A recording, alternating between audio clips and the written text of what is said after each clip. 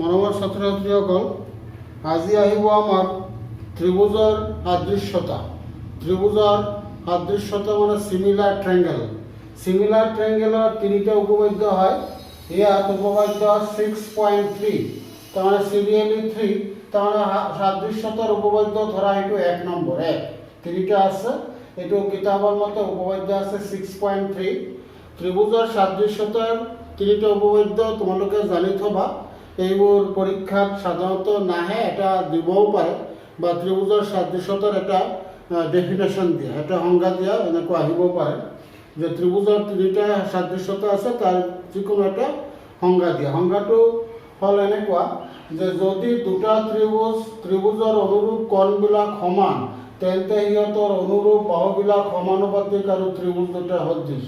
তাৰমানে মুঠতে ত্ৰিভুজৰ সাদৃশ্যতা তিনিটা এনেকুৱা, তোমালোকে কিতাপত আছে জানি থবা যে দুটা ত্ৰিভুজৰ অনুৰূপ কোণবোৰ যদি সমান হয় তেনেহ'লে ত্ৰিভুজ দুটা সদৃশ।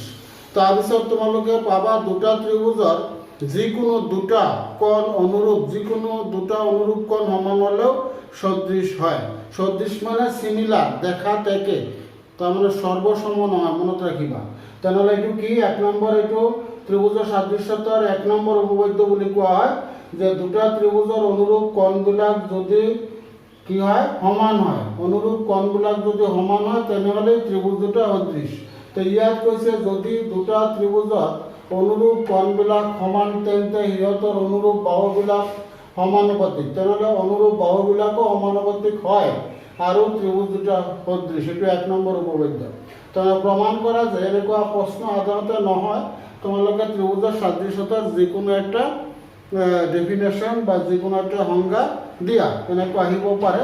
আজি ইয়াত প্ৰমাণ আকাৰে এইটো তোমালোকক বুজাই দিয়া হৈছে। এনেকুৱা তিনিটা প্ৰমাণ আছে, তোমালোকে বাকী দুটা তোমালোকে কৰিবা, মই এটা বুজাই দিছোঁ যে কি হয় প্ৰমাণ। ধৰো ABC আৰু DF দুটা ত্ৰিভুজ, যাৰ এই দুটা ত্ৰিভুজৰ ABC আৰু DEF এই দুটা ত্ৰিভুজ, এই দুটা প্ৰথমে এই দুটা ত্ৰিভুজ হয়, বুজি পাইছা? ABC আৰু DEF এই দুটা ত্ৰিভুজৰ কি দিয়া আছে? যাৰ একোণ সমান দ্বিকোণ, ইয়াৰ একোণ সমান ইয়াৰ দ্বিকোণ, ইয়াৰ দ্বিকোণ সমান ইয়াৰ ইকোণ, দ্বিকোণ সমান ইয়াৰ ইকোণ, ইয়াৰ চিকোণ সমান ইয়াৰ এক কোণ। এনেকুৱা তেনেহ'লে এইটো হৈ গ'ল। ইয়াত আমাৰ কি তাৰ সলিউশ্যন চোৱা, তাৰমানে ইয়াত কি বস্তু হ'ল সলিউশ্যনৰ প্ৰমাণ। ইয়াত ধৰক ABC আৰু DEF ত্ৰিভুজ দুটা যাৰ কোৱাই হ'ল একোণ সমান দ্বিকোণ, দ্বিকোণ সমান ইকোণ আৰু চিকোণ সমান এক কোণ। এতিয়া ABৰ সমানকৈ DP আৰু ACৰ সমানকৈ DQ কাটি লোৱা হ'ল, PQ সংযোগ কৰা হ'ল। তাৰমানে ABৰ সমানকৈ ABৰ সমানকৈ এনেকৈ এইটো DP কাটি লোৱা হ'ল, এইটো ধৰা P আৰু এইটো হ'ল Q। তাৰমানে ABৰ সমানকৈ DP কাটি লোৱা হ'ল আৰু ACৰ সমানকৈ DQ কাটি লোৱা হ'ল, এইটো DQ। ACৰ সমান DQ কাটি লোৱা হ'ল। তাৰমানে এইটো অংকন কৰা হ'ল লিখিলেও হ'ব, কিতাপত কাটি লোৱা হ'ল। তাৰপিছত PQ সংযোগ কৰা হ'ল, এইটো PQ সংযোগ কৰা হ'ল। এতিয়া ত্ৰিভুজ ABC আৰু ত্ৰিভুজ DPQ এই দুটাৰ পৰা ভালকৈ লক্ষ্য কৰিবা, এইটো ত্ৰিভুজ ABC আৰু এইটো ত্ৰিভুজ হৈছে DPQ। এই দুটা ত্ৰিভুজৰ পৰা আমি কি পাম? এই দুটা ত্ৰিভুজ আমি সৰ্বসম্মত দেখুৱাম। এই দুটা ত্ৰিভুজ কেনেকৈ দেখুৱাম? ইয়াত যিহেতু AB সমান DP, এইটো অংকন মতে আমি এনেকৈ কাটি লৈছোঁ। অংকন মতে AB সমান DP, তাৰপিছত AB সমান DP, তাৰপিছত AC সমান DQ আৰু এংগেল আৰু এংগেল A এটা আৰু লিখা যায়, আৰু এংগেল A সমান D, তাৰমানে এই বাহুটো AB বাহু, এই ত্ৰিভুজৰ AB বাহু, এই ত্ৰিভুজৰ DP বাহু, এই ত্ৰিভুজৰ AC বাহু, এই ত্ৰিভুজৰ আছে DQ বাহু। তাৰপিছত ইয়াৰ এ কোণ সমান ইয়াৰ বি কোণ তেনেহ'লে ইয়াৰ পৰা আমি কি লিখিব পাৰোঁ ত্ৰিভুজ দুটা অৰ্বসম তাৰমানে ত্ৰিভুজ এ বি চি অৰ্বসম ত্ৰিভুজ ডি পি কিউ এইটো বাহু বাহু স্বীকাৰ্য মতে বা S S side side postulate স্বীকাৰ্য মতে ত্ৰিভুজ দুটা অৰ্বসম হ'ল এই ত্ৰিভুজ অৰ্বসম গতিকে আমি লিখিব পাৰোঁ এই ত্ৰিভুজৰ বি কোণ সমান এই ত্ৰিভুজৰ পি কোণ এইটো বি এইটো পি কোণ হ'ব তাৰপিছত এই ত্ৰিভুজৰ চি কোণ এইটোৰ হ'ব কিউ কোণ হ'ব এইটো লিখা যায় এতিয়া আকৌ চোৱা পি কোণ সমান ই কোণ তাৰমানে তিনিটা কোণে সমান ইয়াৰ বি কোণ সমান পি কোণ আৰু আমি আগত বি কোণ সমান ই কোণ পাইছিলোঁ তেনেহ'লে এই কোণটো সমান এই কোণটো ঠিক সেইদৰে এই কোণটো সমান এইটো হয় তাৰমানে এইটো সমান এইটো হ'ব তাৰমানে চি কোণ সমান এফ কোণ আমি আগতে পাইছিলোঁ ইয়াত ওপৰতে লিখা আছে চি কোণ সমান এফ কোণ গতিকে যিহেতু ত্ৰিভুজ দুটা সৰ্বসমৰ লগে লগে চি কোণ সমান কিউ কোণ হ'ল তেনেহ'লে এই দুটা সমান তাৰমানে এই কোণটো সমান এই কোণটো আৰু এই কোণটো সমান এই কোণটো তাৰমানে ইয়াৰ পৰা বুজা যায় এনেকৈ যদি কোণবোৰ সমান হয় তেনেহ'লে এই দুটা কি হ'ব পেৰেলেল হ'ব তাৰমানে পি কিউ সমান্তৰাল ই এফ তো ইয়াৰ পৰা লিখিব পাৰোঁ পি কিউ সমান্তৰাল ই এফ ভালকৈ লক্ষ্য কৰিবা পি কিউ সমান্তৰাল ই এফ তাৰমানে এই দুটা সমান্তৰাল হ'লে তেনেহ'লে এইটো ত্ৰিভুজৰ বেলিকা চোৱা এইটো ত্ৰিভুজৰ ডি ই এফ এই ত্ৰিভুজৰ এই তাৰমানে এইটো ই এফৰ সমান্তৰাল হৈছে পি কিউ সমান্তৰাল কি লিখা যায় সমান্তৰাল লেখা যায় তেনেহ'লে ডিপি উপৰখণ্ড বাই গোটেইটো তোমালোকে মনত ৰাখিবা উপৰখণ্ড অনুপাত তলৰ খণ্ড আছে বিভিন্ন ধৰণৰ অনুপাত হয় তাৰ উপৰখণ্ড অনুপাত গোটেইটো ইয়াৰ উপৰখণ্ড অনুপাত এই গোটেইটো এনেকৈ লিখা যায় তেনেহ'লে ডিপি বাই ডিই আৰু ইয়াত ডিকিউ বাই ডিএফ এইটো লিখা যায় কিন্তু মনত ৰাখিবা এইটো আগতে কোৱা হৈছিল আগৰ ভিডিঅ'ত চাবা তাৰমানে এনেকৈ সমান্তৰাল লেখা হ'লে বহুত কেইটা অনুপাত লিখা যায় উপৰখণ্ড অনুপাত তলৰ খণ্ড এইফালে উপৰখণ্ড অনুপাত তলৰ খণ্ড নাইবা উপৰখণ্ড অনুপাত গোটেইটো ইয়াৰ এইফালে উপৰখণ্ড অনুপাত গোটেইটো নাইবা গোটেইটো অনুপাত উপৰখণ্ড ইয়াৰ গোটেইটো অনুপাত উপৰখণ্ড বিভিন্ন ধৰণৰ অনুপাত লিখা যায় এইটো মনত ৰাখিবা তেনেহ'লে এইটো আমি লিখিছোঁ কি উপৰখণ্ড অনুপাত গোটেইটো ইয়াৰ উপৰখণ্ড অনুপাত গোটেইটো সেইটো তাৰপিছত এই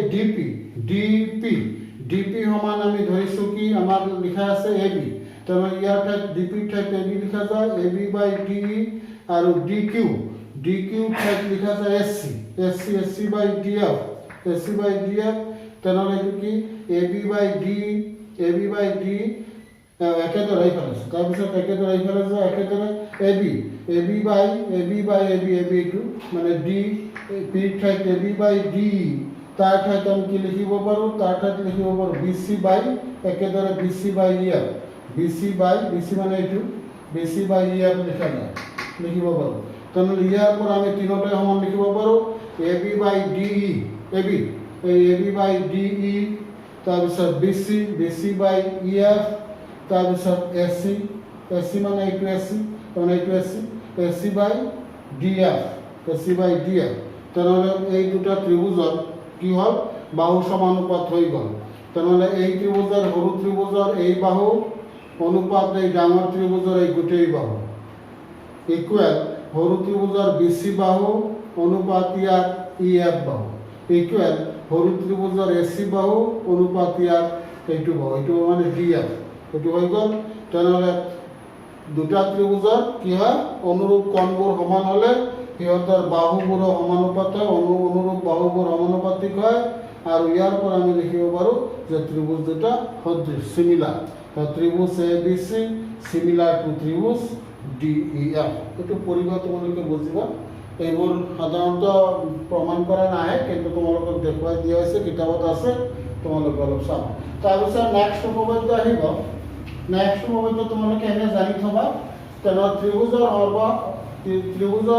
সাদৃশ্য ত্ৰিভুজৰ সিমিলাৰ ট্ৰায়াঙ্গেলৰ তিনিটা উপপাদ্য আছে বা তিনিটা তাৰ কি হয় তিনিটা তাৰ ব্যাখ্যা তিনিটা তাৰ সংজ্ঞা বা ডেফিনেশ্যন তিনিটা সংজ্ঞা আছে এই তিনিটা সংজ্ঞা হ'ল এক নম্বৰ হৈছে তোমালোকে এইটো যিটো কৰিলোঁ এইটো এক নম্বৰ এইটো হৈছে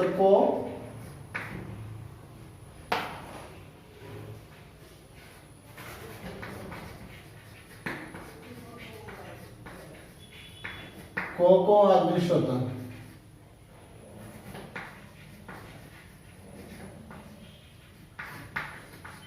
ক আদৃশ্যতা 2 নম্বর হলো বা আদৃশ্যতা আর 3 নম্বর হল বা আদৃশ্যতা এই তিনটা হয় এটা এটি 1 নম্বর আমার হয়ে গেল 2 নম্বর আছে বা আদৃশ্যতা মানে দুটা ত্রিভুজ এটা ত্রিভুজের তিনটা বাহু যথাক্রমে আরেকটা ত্রিভুজের তিনটা বাহু যদি সমানুপাতিক হয় সমান নয় সমানুপাতিক হয় তাহলে ত্রিভুজটা সদৃশ মানে একটা ত্রিভুজের তিনটা বাহু যথাক্রমে আরেকটা ত্রিভুজের তিনটা বাহু যদি সমানুপাতিক হয় যে অলপতে যেটু করিল ধরা এটা ত্রিভুজ তাৰপিছত সৰুকৈ আঁকিলো এটা ত্ৰিভুজ এইটো ধৰিছো এ বি সি আৰু এইটো ধৰা হৈছে পি কিউ আৰ এই দুটা ত্ৰিভুজ যদি বাহুবোৰ সমানুপাতিক হয় বাহুবোৰ সমানুপাতিক মানে এই ত্ৰিভুজৰ এ বি বাহু এই ত্ৰিভুজৰ হ'ব পি কিউ বাহু তাৰপিছত এই ত্ৰিভুজৰ বি সি বাহু এই ত্ৰিভুজৰ হ'ব কিউ আৰ বাহু ইকুৱেল এই ত্ৰিভুজৰ এ চি বাহু ইয়াৰ হ'ব পি আৰ বাহু এনেকৈ যদি সমানুপাতিক হয় তেনেহ'লে ত্ৰিভুজ দুটা সদৃশ মনত ৰাখিবা ত্ৰিভুজ দুটা সদৃশ হয় তাহলে সমানুপাতিক হলে দুটা ত্রিভুজ সদৃশ হয় একটা ত্রিভুজের তিনটা বাহু যথাক্রমে আরেকটা ত্রিভুজের তিনটা বাহু সমানুপাতিক আছে সমানুপাতিক মানে অনুপাতিকভাবে সমান তেনেহলে ত্রিভুজ দুটা সদৃশ হয় তাৰপিছত সদৃশ হোৱাৰ লগে লগে আমি অনুৰূপ কোণবোৰ সমান হয় এই কোণটো সমান এই কোণটো মনত ৰাখিবা এই কোণটো সমান এই কোণটো এনেকুৱা এই কোণটো সমান এই কোণটো এনেকৈ হয় তাৰপিছত 3 নম্বৰ আহিব বা ক বা মানে এটা ত্ৰিভুজৰ দুটা ত্ৰিভুজ এটা ত্ৰিভুজৰ এটা কোণ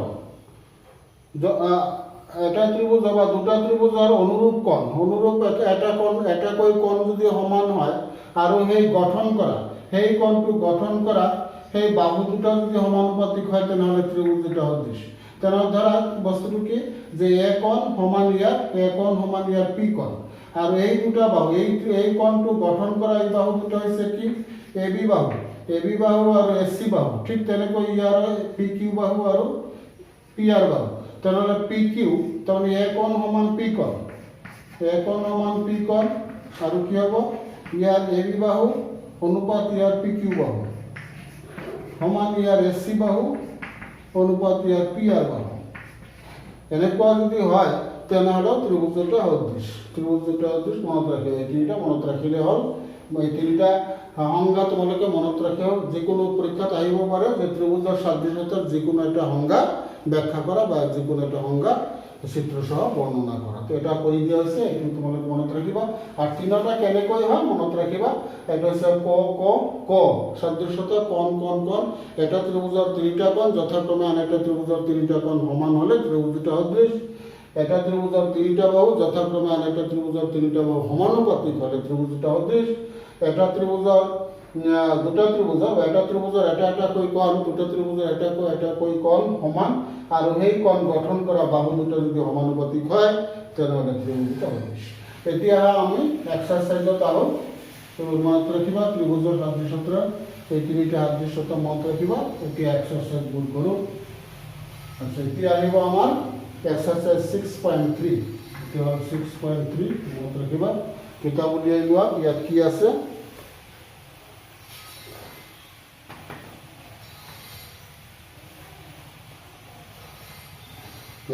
কিতাপত আছে অনুশীলনী 6.3 চিত্ৰত দিয়া ত্ৰিভুজবিলাকৰ কোণবিলাক জোৰ সদৃশ উল্লেখ কৰা উত্তৰ দিয়াৰ ক্ষেত্ৰত কি সাদৃশ্য শব্দ ব্যৱহাৰ কৰিলে লিখা আৰু সদৃশ হোৱা ত্ৰিভুজবিলাক প্ৰতীকেৰে প্ৰকাশ কৰা তলত চিত্ৰবোৰ দিছে এই চিত্ৰবোৰ দিছে তোমালোকে চাবা এই চিত্ৰবোৰত কোনজোৰা ত্ৰিভুজ সদৃশ হয় কোনজোৰা ত্ৰিভুজ সদৃশ হয় 1 নম্বৰত দিছে ইয়াত সিম্পল এনে তোমালোকৰ জেনাৰেল নলেজৰ কাৰণে দিছে এইবোৰ 1 নম্বৰ কোৱেশ্চন 1 নম্বৰত ইয়াত দিছে বহুত কেইটা ছবিবোৰ আঁকি দিছো ইয়াত কেৱল শৰ্টকাট তোমালোকে বুজি লয় তোমালোকে পঢ়িবা হোমৱৰ্কৰ নিচিনা তোমালোকে পঢ়িবা চিত্ৰ হিচাপে দিছে আৰু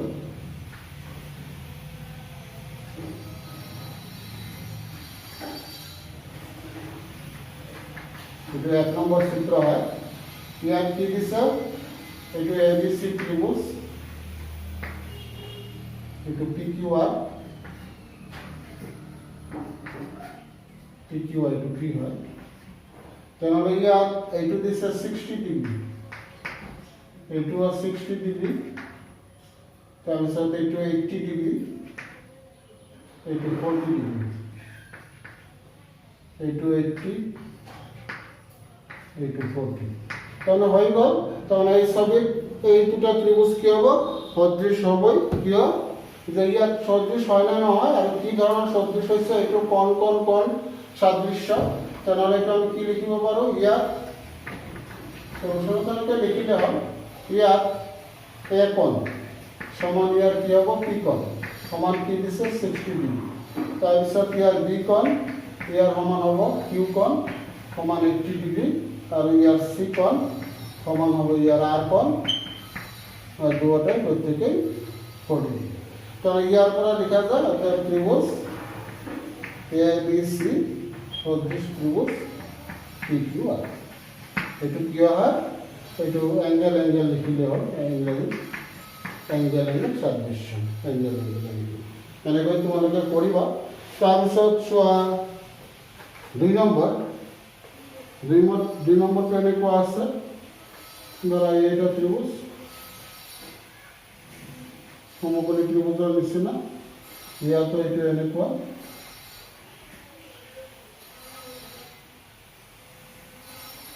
এইটোৰ নাম হৈছে এ বি চি, এইটো পি কিউ আৰ।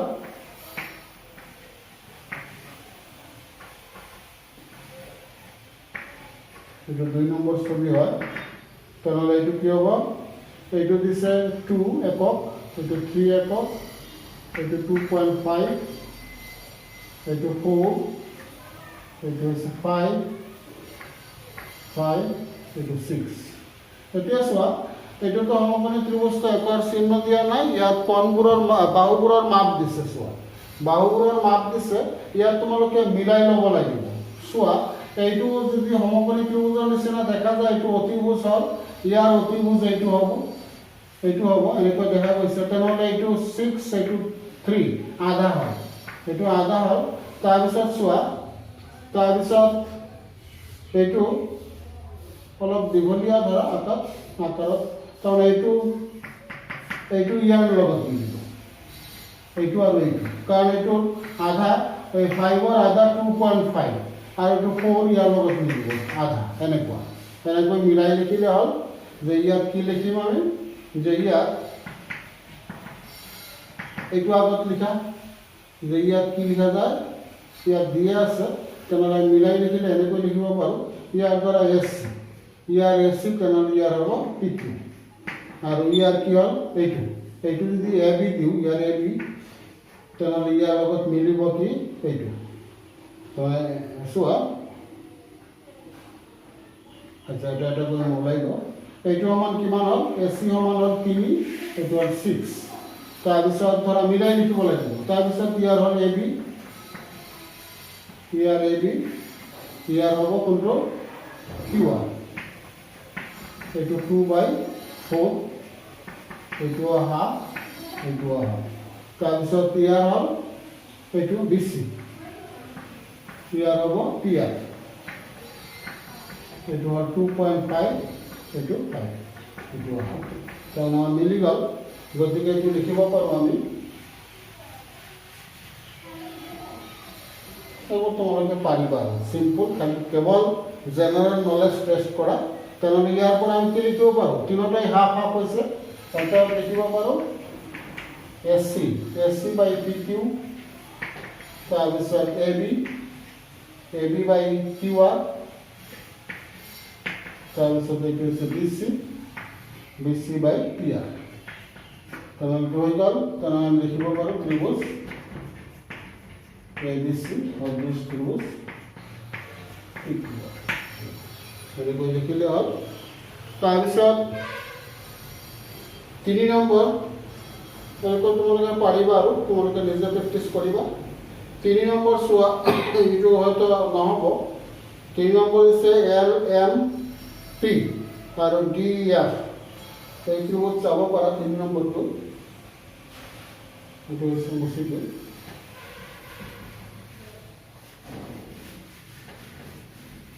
এইবোৰ এনে তোমালোকৰ জেনেৰেল নলেজ টেষ্ট কৰাৰ কাৰণে দিছে 3 নম্বৰ চিত্ৰ এনেকৈ ত্ৰিভুজ আঁকিলে হ'ল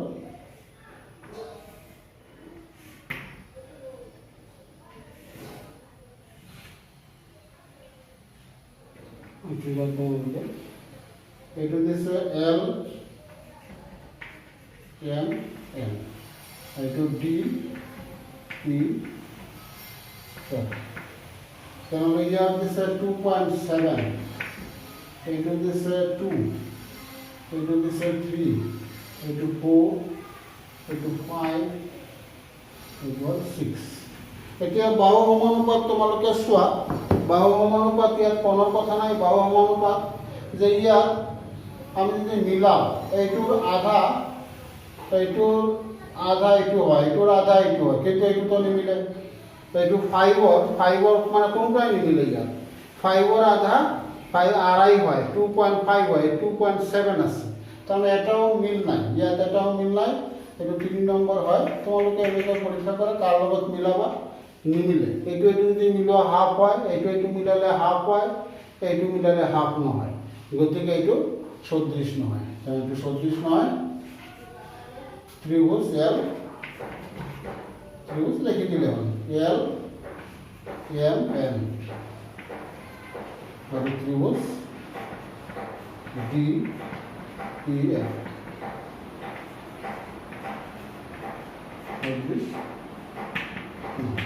এনেকৈ তোমালোকে পাৰিবা তাৰপিছত 4 নম্বৰটো অলপ 4 নম্বৰ 5 6 তোমাৰ 5 নম্বৰটো বোধহয় নহয় তোমালোকে কৰিবা এইবোৰ 4 নম্বৰটো কৰি দিছো 4 নম্বৰ হৈছে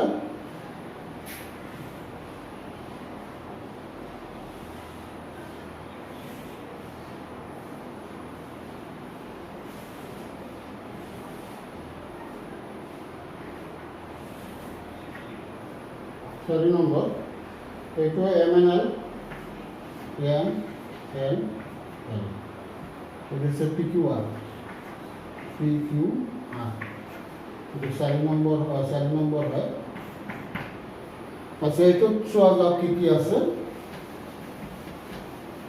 4 নম্বৰত এইটো চোৱা 2.5 তাৰপিছত এইটো 5 তাৰপিছত এইটো 70 ডিগ্ৰী তাৰপিছত এইটো হৈছে 70 ডিগ্ৰী 70 ডিগ্ৰী তাৰপিছত এইটো 10 এইটো 5 এইটো অলপ কাৰেকশ্যন কৰিছোঁ 6 আছে 5 হ'ব তাৰপিছত যাই হোক এইটো এতিয়া ইয়াত চোৱা কি হয় এই ত্ৰিভুজত এই কোণটো ইয়াৰ M কোণ ইয়াৰ Q কোণ এই দুটা সমান দেখাই যায় হৈছে এই কোণটো উৎপন্ন হৈছে এই দুটা বাহুৰ দ্বাৰা এই বাহুটো হৈছে আড়াই 2.5 এই বাহুটো হৈছে 5 তাহলে এই কোণটো উৎপন্ন হৈছে এই দুটা বাহুৰ দ্বাৰা এইটো 10 এইটো 5 মিলি গৈছে ইয়াৰ আধা এইটো হয় আৰু ইয়াৰ আধা এইটো আৰু এইটো হয় গতিকে আমি লিখিব পাৰোঁ ইয়াত আমি লিখিব পাৰোঁ M কোণ সমান Q কোণ সমান 70 ডিগ্ৰী আৰু কি লিখিব পাৰোঁ যদি এইটো লিখা এইটো কিমান M এইটো হৈছে আমাৰ ML বাই এইটো লিখো PQ সমান 2.5 বাই 5 সমান হ'ব হাফ আৰু এইটো লিখা যায় ইয়াৰ NL আৰু ইয়াৰ লিখা যাব QR এইটো হৈছে এইটো L নহয় এইটো হ'ব সেইফালেটো ML M এইটো M N এইটো M হ'ব MN বাই এইটো PQ আৰু এইটো এইফালেটো হৈছে ML বাই ইয়াৰ এইটো যাব QR মিলাই ল'ব লাগিব তাহলে এইটো কিমান 5 আৰু এইটো হ'ল কিমান 10 তাহলে ইয়াৰ পৰা লিখা যায় অতএব MN বাই PQ সমান এইটো লিখা যায় ML বাই QR তাহলে এটা কৈ কোণ সমান এইটো সমান আৰু সেই কোণটো এই কোণ দুটা গঠন কৰা বাহুবোৰ গঠন কৰা বাহুবোৰ সমানুপাতিক এতেকে ত্ৰিভুজ এম এন এল সদৃশ ত্ৰিভুজ পি কিউ আৰ এনেকৈ তোমালোকে বাকীকেইটা কৰিবা। এতিয়া আমি 2 নম্বৰ চিত্ৰত দিয়া আছে চিত্ৰৰ পৰা দুটা ত্ৰিভুজ সদৃশ আৰু কোণবোৰ দিয়া আছে, বাকী কোণবোৰ নিৰ্ণয় কৰিব লাগে। এইবোৰ চোৱা, এইবোৰ তোমালোকে প্ৰেক্টিছ কৰিলে তোমাৰ জানা হ'ব, ক্লিয়াৰ হ'ব। আৰু তাৰপিছত যিকোনো পৰীক্ষাত যি ধৰণৰ অংক নাহক কিয় বা প্ৰব্লেম নাথাকক কিয় তোমালোকে সলভ কৰিব পাৰিবা। এইটো হৈছে প্ৰেক্টিছ। কুৱেশ্যন নম্বৰ 2, ইয়াত চিত্ৰত দিছে বা এনেকৈ দিলে হ'ল ত্ৰিভুজ ODC সদৃশ ত্ৰিভুজ OBA তাৰপিছত BOC হ'ল 125 ডিগ্ৰী আৰু দিছে CDO 90 ডিগ্ৰী 70 ডিগ্ৰী ঠিক আছে 70 ডিগ্ৰী। তাৰপিছত DOC উলিয়াব লাগে, DOC তাৰপিছত DCO আৰু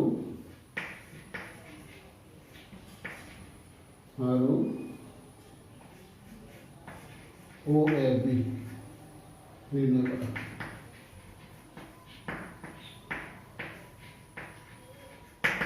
আৰু ইয়াত ছবিটো দি থৈছে, ছবি দিয়া আছে,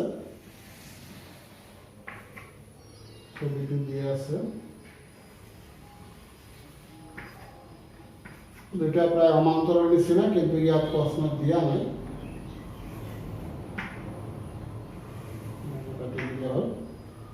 এইটো হ'ল AC, এইটো হ'ল DB, এইটো অকণ আৰু এইটো দিছে 125 ডিগ্ৰী আৰু এইটো দিছে 70 ডিগ্ৰী। এতিয়া চোৱা, এইটো 70 ডিগ্ৰী হয়।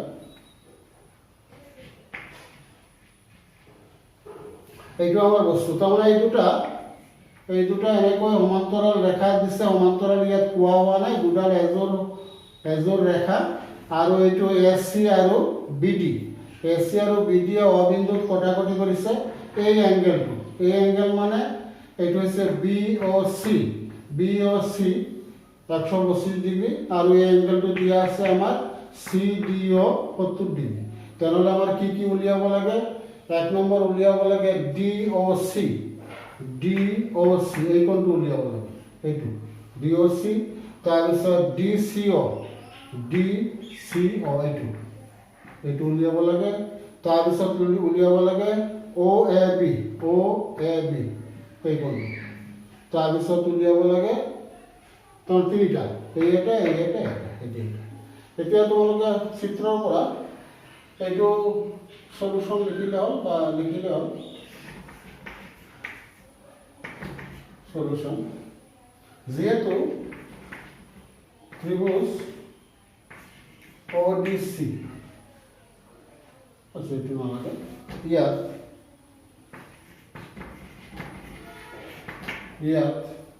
কি BOC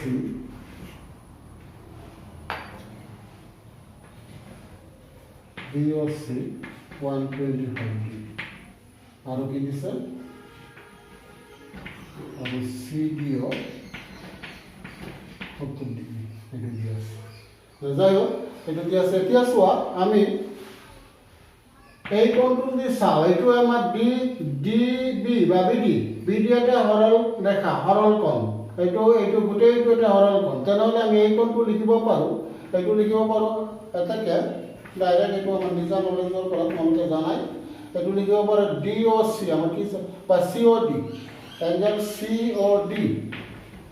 COD কি হ'ব? এইটো কি হ'ব? এইটো গোটেইটো মানে 180 ডিগ্ৰী। এই গোটেইটো 180 ডিগ্ৰী বিয়োগ এইটো হ'ব আমাৰ কি? এইটো হ'ব BOC। তো বুজি পাইছা? এইটো তাৰমানে এই কোণটো COD, এই কোণটো হ'ব এই গোটেই কোণটো এটা সৰল কোণ হয় 180 ডিগ্ৰী, এই গোটেইটো 180 ডিগ্ৰী। গতিকে এই কোণটো আমি যদি উলিয়াও, এই কোণটো হ'ব 180 ডিগ্ৰী বিয়োগ এইটো মানে BOC। তেনে 180 ডিগ্ৰীৰ পৰা BOC বিয়োগ কৰিলে এটা COD সমান হ'ব 180 মাইনাছ 125, তাৰমানে এইটো কিমান হ'ব 55 ডিগ্ৰী, এইটো 55 ডিগ্ৰী। তেনে এতিয়া এই ওপৰৰ ত্ৰিভুজটোৰ পৰা ত্ৰিভুজ COD ডিৰ পৰা এই ত্ৰিভুজৰ তিনিটা কোণ লক্ষ্য কৰিব পাৰিব। এই কোণটো আমি D কোণ লিখিলে হ'ব ডাইৰেক্ট D কোণ প্লাছ এই কোণটো লিখিম, কি লিখো COD প্লাছ সেই কোণটো কি লিখা যায়, সেই কোণটো আমাৰ উলিয়াব লাগে, ইয়াত দিয়া আছে DCO, সেই DCO এটা ত্ৰিভুজৰ তিনিটা কোণৰ যোগফল আমি জানো 180 ডিগ্ৰী। তাৰমানে D কোণ মানে এইটো 70 ডিগ্ৰী, এনে লিখি দিছে D কোণ। তাৰপিছত এইটো অলপতে পালোঁ কিমান, এইটো পাইছে 55 ডিগ্ৰী, এইটো আমাৰ উলিয়াব লাগে DCO 180, তেনেহ'লে DCO তেনেহ'লে এইটো হ'ব 180 বিয়োগ এই দুটাৰ যোগফল হ'ব, এই দুটাৰ যোগফল এইফালে লৈ গ'লে বিয়োগ হ'ব এইটো 125। এইটো তাৰমানে এইটোও দেখা গ'ল,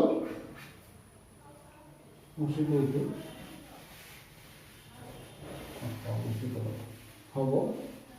তেনেহ'লে আমি কি পালোঁ, এইটো অৰ্থাৎ DCO এইটোও 55 ডিগ্ৰী, এইটো এনচাৰ হয়। আর কি থাকিল আমার বাকি, আর থাকিল এই কোণ। এতিয়া লিখিম আমি যেহেতু ত্রিভুজ কি দিয়া আছে, মুছি পেলালো, ত্রিভুজ দিয়া আছে ODC সদৃশ ত্রিভুজ ইয়াৰ OBA, তাৰমানে এই দুটা ত্ৰিভুজ, যেহেতু এই দুটা ত্ৰিভুজ ODC আৰু OBA এই দুটা ত্ৰিভুজ সদৃশ হয়। সদৃশ হলে কি হ'ব, কোণবোৰ অনুৰূপ কোণবোৰ সমান হ'ব, ইয়াৰ অনুৰূপ কোণ হ'ব এইটো, ইয়াৰ অনুৰূপ কোণ হ'ব এইটো। তেনেহ'লে আমি যেহেতু সদৃশ এটাকে আমি কি লিখিব পাৰোঁ, অনুৰূপ কোণবোৰ সমান, আমাৰ গোটেইবোৰ ওলাব নালাগে, আমাৰ কেৱল মাত্ৰ এইটো।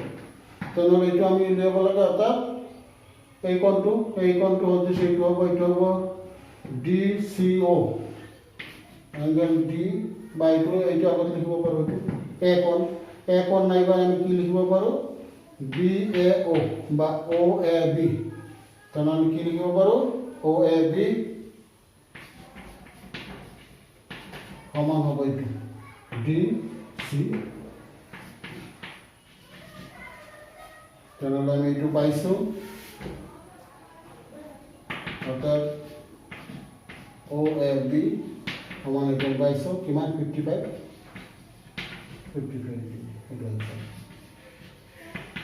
এইবোৰ এনে জেনেৰেল টেষ্ট আৰু তোমালোকৰ পৰীক্ষাৰ কাৰণে হ'ব।